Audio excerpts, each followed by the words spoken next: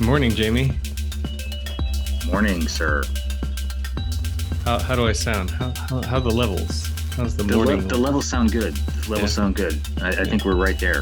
I think we're both. It's early. It's caffeinated time. We're still riding a high of our journey. Jamie's still on vacation inside Totally. the closet somewhere. It's very moody. I like that, especially for our topic today. So before we pull up a very new sketch, which will be a fun one, let me go first because I have props demonstration. So I'm enjoying. See, this is the company. The grocer, Oliver T's there. So this is the maple bourbon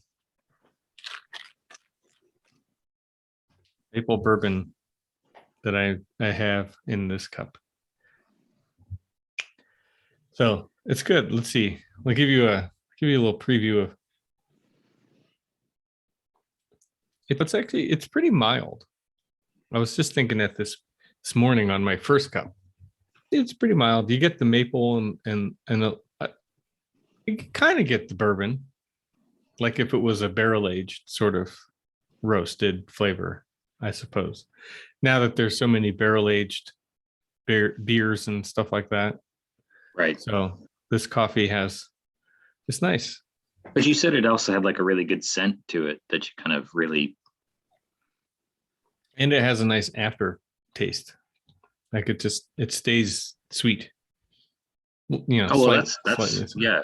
Well, that's nice because I mean sometimes I find that sometimes the flavored blends have a bitterness sometimes in the aftertaste, like the whole like first part, the smell, the taste, all that's good, but then you're like afterwards. Yeah, exactly. Yeah, I like that about this. So how about you? I have switched over, so not doing the maple pecan. I brought some of the beans from one of our other favorite shows, Twin Peaks. Oh, are those the Tweeds? Yeah, Tweedy. Yeah. So from the Double R. Double R. Yeah. Nice. Very nice. Yeah, I was also thinking about Twin Peaks. Now I got to catch up on that. Maybe this afternoon, since we are almost to the Christmas holiday. Maybe I'll treat myself. And you really should. Thanks. I'll take that as a you deserve it. And the other thing is I did inquire and find out that there's helicopters, which we'll probably talk about in a little bit. Yeah. But so I brought the sound effects today, but the note to self that I did talk to Jason about our Fire Walk with Me, other movie that we thought we would maybe try and live watch simultaneously through the interwebs. Yeah, and we're going to jump right in, if you don't mind. No, absolutely. So, as we mentioned in the last episode, I guess as the day of the recording, it was the release date for the Matrix Resurrections. And now, after some movie magic, you and I are now talking about a little bit of Matrix after we've seen it. So this is the sketch to commemorate the day that you've made, which I think I made a comment on either Facebook or Twitter, and either said something like absolutely or excellent or both or something like that. I just thought this was a really cool rendering and a cool sketch of Trinity from the Matrix. And you'll have to remind me which episode. It must have been the first one. This is the first, yeah. And it's the phone booth.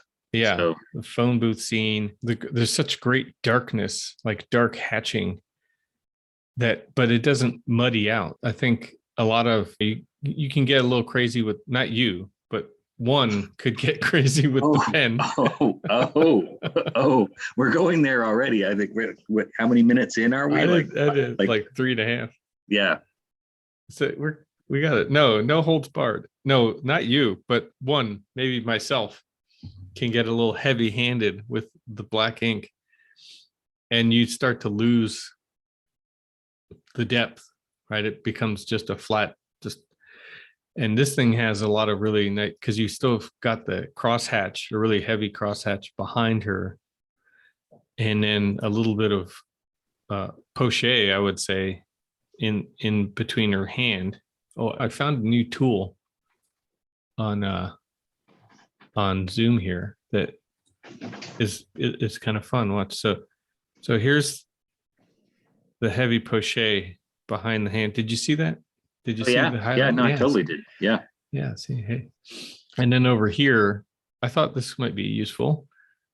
The stark magenta, quite a contrast, but the cross hatching over there, and then into her outfit, right? You've got a lot of these dark, but you keep some of the streaks of white in there that maintain the form and the shape.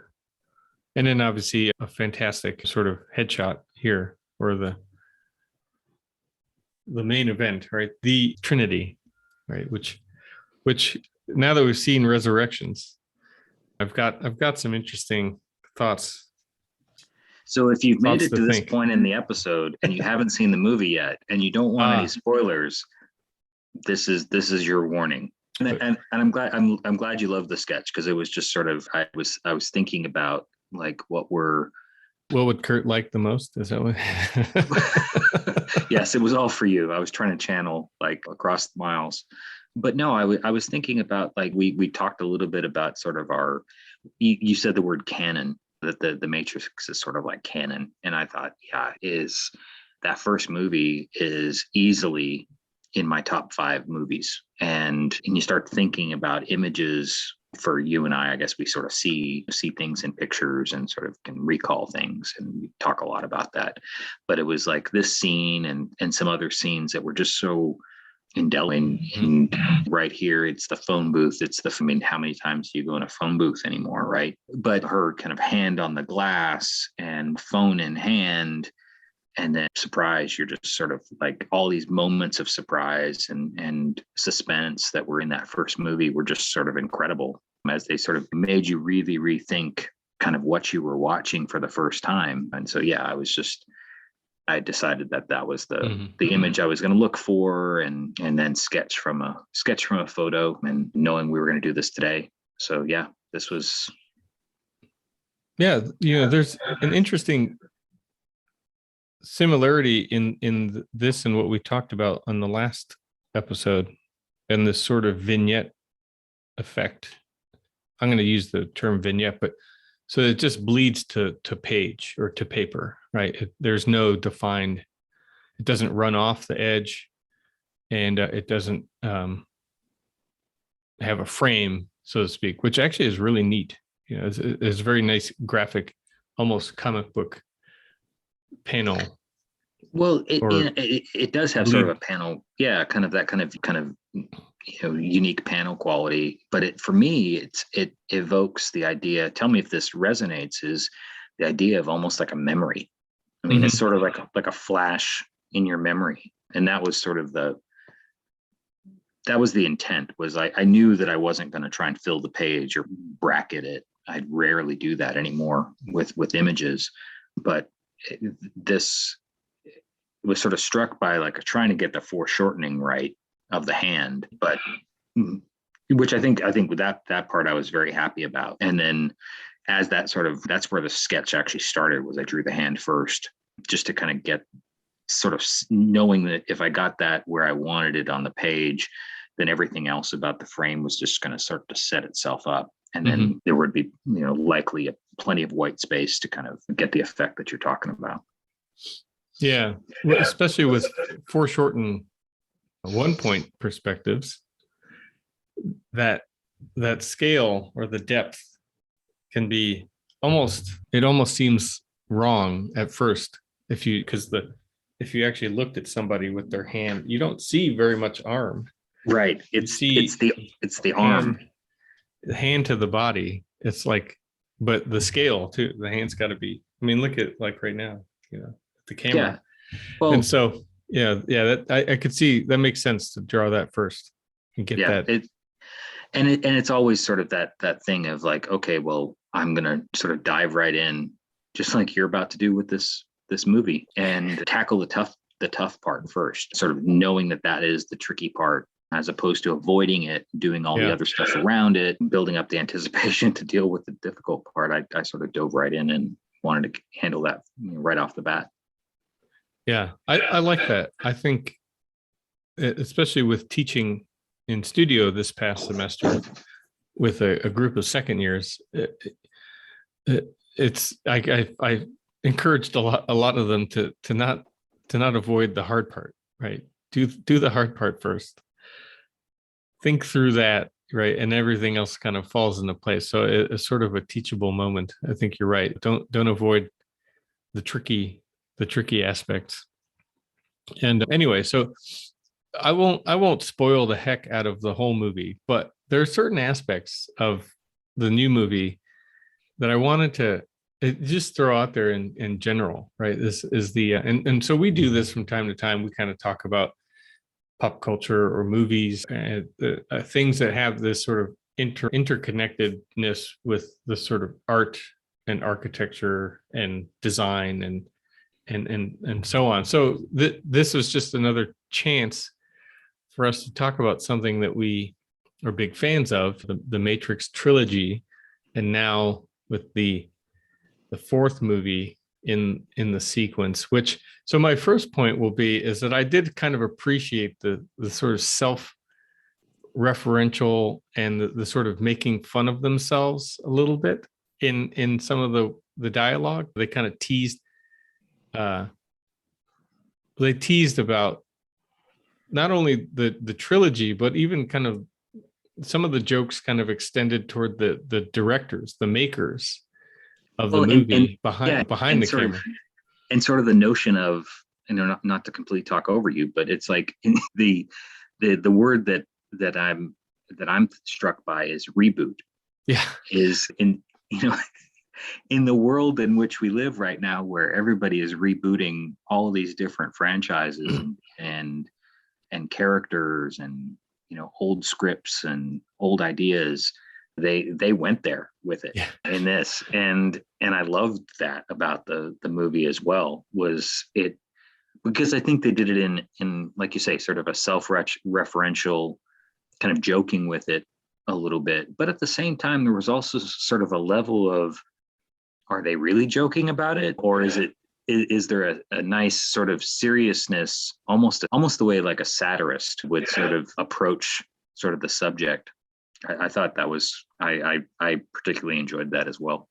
Yeah, it wasn't too tongue-in-cheek or too blunt. I mean, it was very sophisticated the way they addressed it, and the concept of the reboot, right? We had the trilogy and the time difference. You could call it a reboot or whatever, but because they played it off of the content of the character, which is a video game developer who, so Thomas Anderson is a video game developer and made a game trilogy called The Matrix, which is, I mean, it's kind of like, I guess it's taken me time to kind of process some of what I saw, because there's so much, like less than 12 hours ago, anticipation and buildup to what would this become, and without getting so overwhelmed by it. But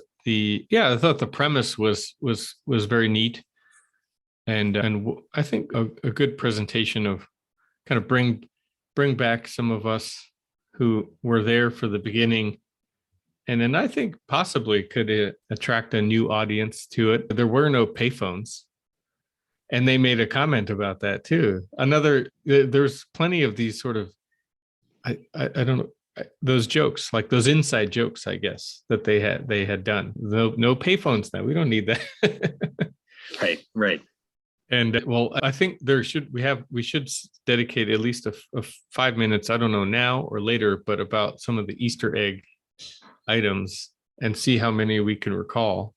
I don't know if you want to do that now or well, we can start that now. Yeah. All I was going to say just is that I think where you were headed in sort of setting up the premise, Anderson is now sort of set up or introduced to us as a video game developer who has made this game, and it's based on, and the trilogy is the game.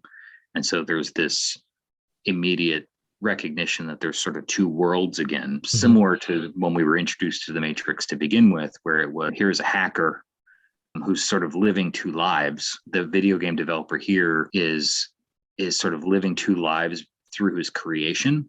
And you can sort of see that level of that he's frustrated by it. And there's clearly something that's sort of eating at him in a similar way that we met Anderson / Neo in the first film. And that sort of restlessness of identity, and there's a lot of identity overtones throughout the Matrix and through the original Matrix too, which I think is just part of its DNA, both from the people who created it, but I think also sort of the story that it was trying to tell and the world that it was trying to create. So yeah, I thought it was a really clever plot device to sort of use that kind of job today as a way to kind of reintroduce the same character and it all feel familiar, but yet different and maybe fresh for a new audience, like you say. And a new city. And a new city. They're in San Fran, which tech, Silicon Valley makes sense, right? A little less than the gritty Chicago sort of street scenes and stuff like that. But yeah, thanks for keeping me back on track, because I almost went right past like I didn't really know how to set it up. I figured you'd probably help me out there. But yeah, I thought that was a useful and very well. Still, I think one cool thing overall, right, is if you look at the start to finish of each of the movies individually, is they do follow a certain, I don't want to call it a rule book or something like that, but there's a sort of format that there's the general storytelling aspects, 3-act storytelling, but then there's certain key parts that they reveal to you in the movie, and they still, so the format of the fourth movie I'll say the word format, but it had a lot of the same feeling, right? It's the same directors, a lot of the same, some of the same characters, but a lot of so they didn't, it's 20 years, right? They could have changed the entire way to make the movie or present the movie, and they didn't. And I think that helps tie it all together again, with the trilogy. It helps keep it from being too disjointed or disconnected from the last time they filmed, or the end of the third movie. So, but then, so like maybe this will help as an example, right? There is a consistency in symbology or symbolism, not symbology, but maybe it's more symbolism, right? Red pill, blue pill, items that are red, items that are blue in the movie, either clothing items or outfits, hair color, glasses, right? And so those sort of all little details, the details that hint at. I enjoy when directors or filmmakers put those things in there to challenge the viewer to be present and try and be aware of more than just the dialogue or the face-to-face interactions or the gun scenes or whatever, but the fact that they still brought in these elements of color. And when a glitch in the Matrix occurs, there's still a black cat present. And in this case, again, with the tongue-in-cheek sort of joke, the cat is actually named Deja Vu. Right. So, And that Mr. Anderson doesn't like the cat. So yeah. I know you don't like my cat. So yeah, which I think I was going to say Doogie Howser, but Neil Patrick Harris. Neil Patrick Harris as the analyst character with the cat owner of Deja Vu and wearing blue glasses, which prescribed Thomas Anderson a prescription of blue pills, which is real. I mean, kind of it maybe, I don't know if how others would react to that, but to me because another general theme is directed at all of anybody out there viewing the movie, and the message about being aware of your surroundings and what you get sort of trapped into, i.e. like technology, social media, other career paths or dead end careers, or things that cause people to feel trapped.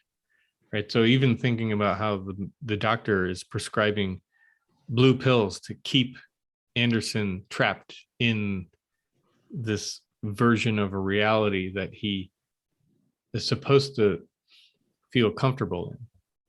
Well, and even going further with that too, is that it's an interesting juxtaposition, because before we had the architect, right?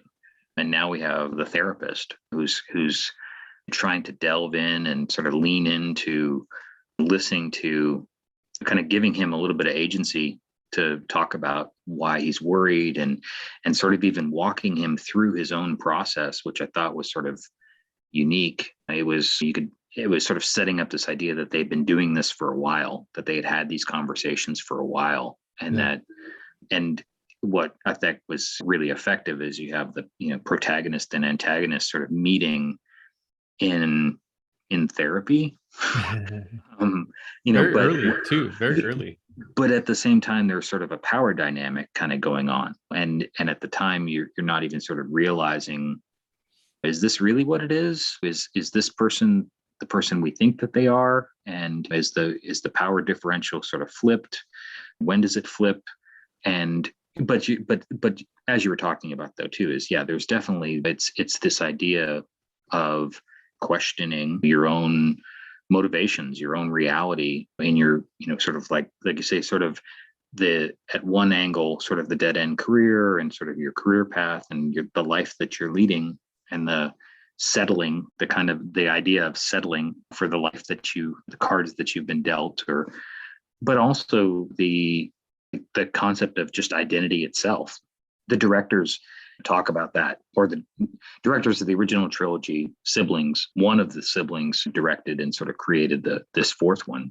But I think that whole idea of identity is really explored in a way that's accessible to a variety of different audiences, and not just in the imagery, but I think in sort of there's tropes and cliches and caricatures of people. They're in a very short amount of time, they're trying to round out and flesh out the dimensions of the characters, even the new ones. I think they introduce a couple new ones, which I think were really clever and useful, and with a little bit of some harkening back to characters that have now aged quite a bit.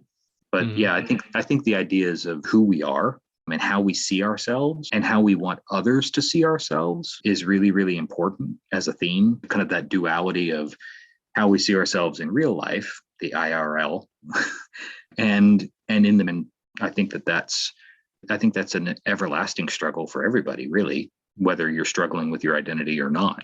But I think this was a seminal piece in bringing that up in a way that no one had really done it, definitely not in a movie like this, and definitely not where it was sort of carried all the way through in a very, very consistent way. And like I said, not sort of as a trope or sort of some throwaway concept. It was just sort of, I think that's the word that I would say is, and straightforward, really. It was, but I think I think the thing that sort of hit me with it was this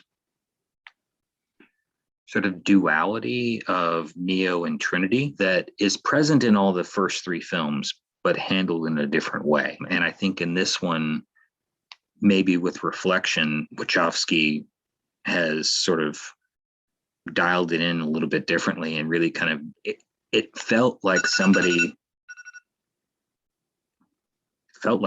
who was very mature in handling their own subject matter, meaning the Matrix. Like we've created this world, we've created these characters, we've created this dynamic. Now I want to take it one more step. What did you think about that? Well, before I answer that, I think again going back to the identity thing is just to do another spoiler of those Easter eggs is catching the reflections of certain. It wasn't just specific characters; it was many different characters.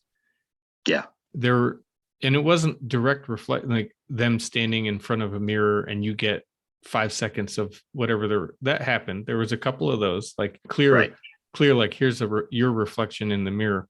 And then there were other sort of incidental reflections of agents Smith and Neo and Trinity. And so where the reflection was not what we anticipated to see, right? So you see a different character or different face. And I thought that was a really clever way of, I guess, kind of revealing the boundaries of the Matrix, right? The sort of the dimensional shifts, as well as those questions on identity. Well, yeah, and using, I mean, that's the thing. I mean, for us, I think as artists, architects, and then enjoyers of popular culture is, there's something about the spaces in which we live and the definitions of that environment, like you say, is that the mirrors and the mirrored surfaces, the architecture of the spaces, and even sort of there's some other subtle like Easter egg nods, which I'm getting excited that it is the, there's the space, the world, that the world building. We've talked about world building before, and in this case, just the concept of looking at yourself in the mirror. There's the literary phrase, looking at yourself in the mirror, kind of thing, but then there's the literal, when you're seeing it viscerally on the screen like that, or in a reflected surface, and you're getting these hints that are really subtle Easter eggs of that time is really a different concept than you're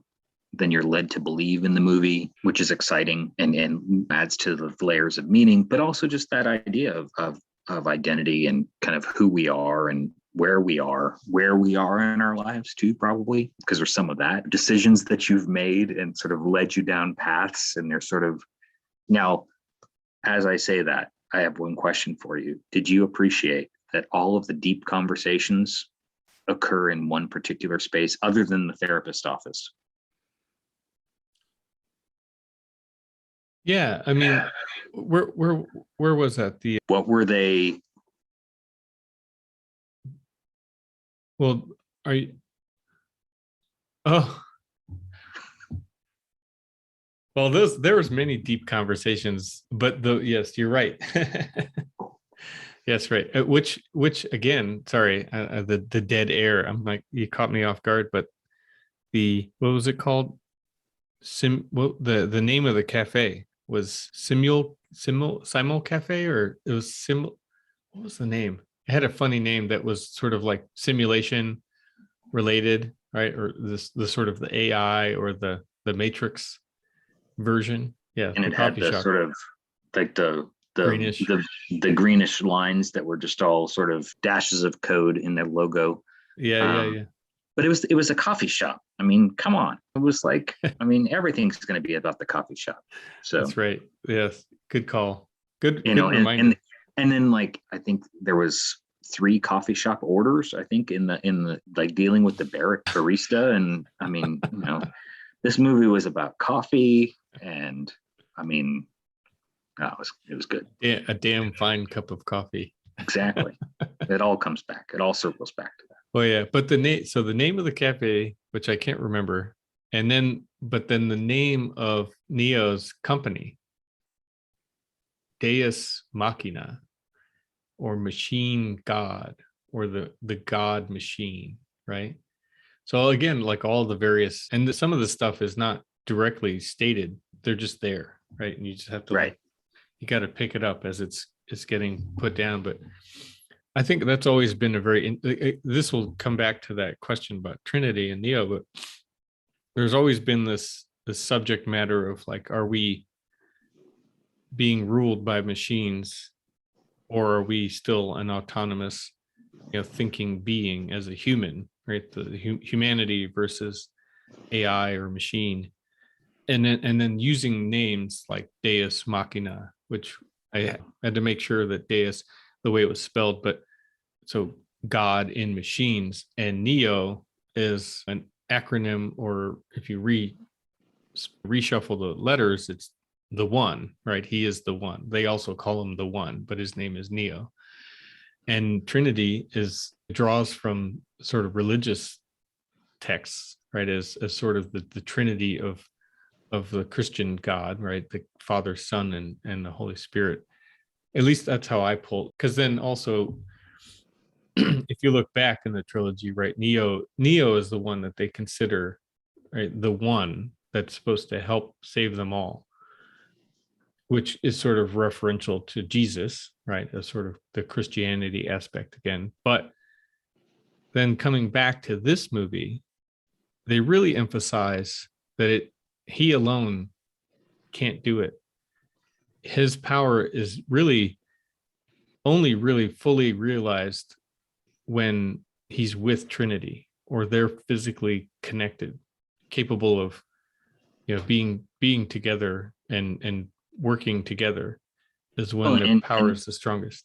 And there's a scene where there's somebody, one of the newer characters is sort of asking Neo, and Neo sort of asking her or them, "You look upset. Are you worried?" And they say back that Trinity had special meaning for them as sort of a touchstone kind of individual, and Neo kind of acknowledges, I get that, and goes on to say what you were just talking about, that even though he was the one and everyone kept telling him that, he didn't believe it himself until she did, until Trinity believed in him, and that sort of unlocked it. And then their presence together, and sort of always and what was interesting was even sort of a different conversation, different setting, the therapist, as they're discussing this framework of the new matrix, was this acknowledgement that it's not just Neo, even though everybody thought that it was only just him, but it wasn't just him, it was him and her, and that the two of them, and sort of this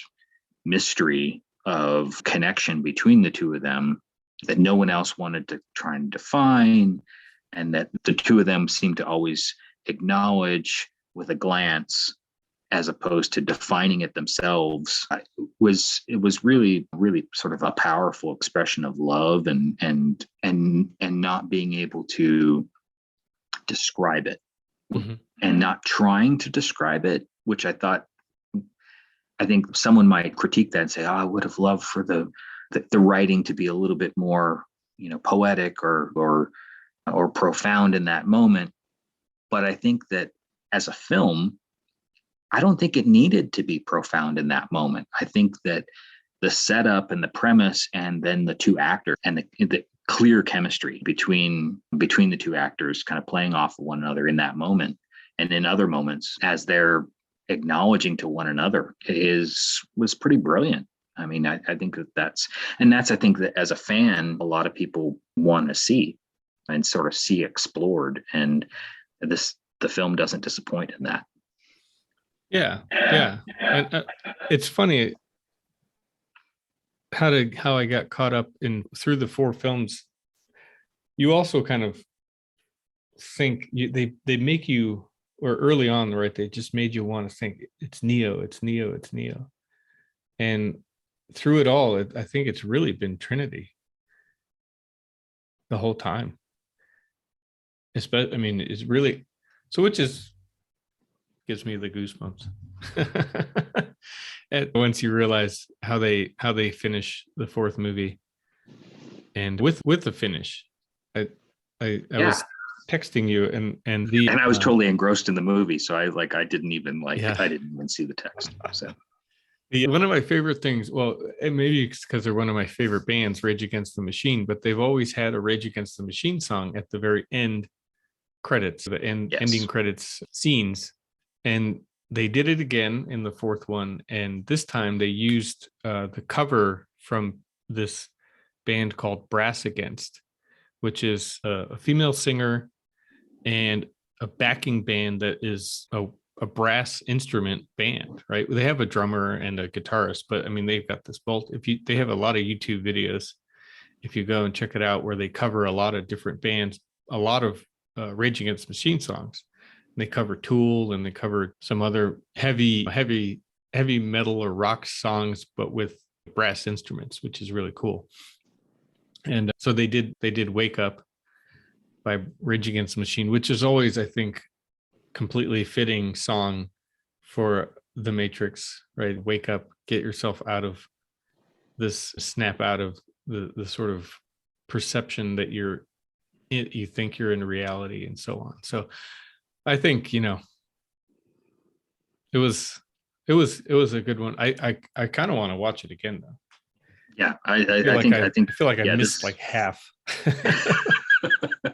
Well, and I was going to say, and you didn't disappoint me. I was going to try and do my own sleuthing on the last track, because I too love Rage Against the Machine, but I just had this feeling that you would figure it out. You would figure out who the artist was, because I know that you have an affinity for them as well. And that was a nice surprise and a nice sort of twist on it, where it's the mashup, it's the cover track as opposed to the original artist. And yeah, I think it was perfect for the film. Yeah, if you check out Brass Against, I mean, I don't know how big of a presence they have, because they do primarily cover songs. I think they do original songs too, but they kind of represent this new media genre of using YouTube as an outlet to get their music talent out there. And I'm just trying to think, 99. So you're saying it's like MySpace is like now YouTube for musicians? Is that what, or MySpace was used to? Never mind. Well, I mean, there's so many, like even Neo himself said something about 20 years, right? It's been 20 years. Right. No, exactly. I mean, well, and that was the thing. I mean, I don't know if you ever got to see Rage live, but I have once as well. And yeah, I mean, even when I saw them, they were one of the first, they were first or second band at Lollapalooza one year. And at that time, like, their album had dropped and people were kind of like, who's this band? But they have such staying power and such presence, and lyrically so current and poignant. And so, yeah, it makes sense for someone to kind of revisit it in this kind of a way. And I love a good creative cover. And yeah, I think bands that are doing that and using sort of different genres to play that game is kind of fun. Yeah. Well, yeah, that was what I was trying to say, is that I was trying to think Rage would have been relatively lesser known when the first Matrix came out, and now, so it's kind of like giving another artist a platform to absolutely to get out there. So it is, all in all, right, just so many good things. And anyway, so we might have to do a rewatch and then revisit some more Easter eggs in the future, but I think for now, the rabbit tattoo. Well, yeah, I mean, yeah, that the whole Alice in Wonderland, the constant references and stuff. Anyway, oh, it's so good. Well, thanks for recapping. I think we're on the same page, and we've got a rewatch in order. Yeah, and a definite 2 thumbs up. And 2 thumbs up and a mug. Thanks.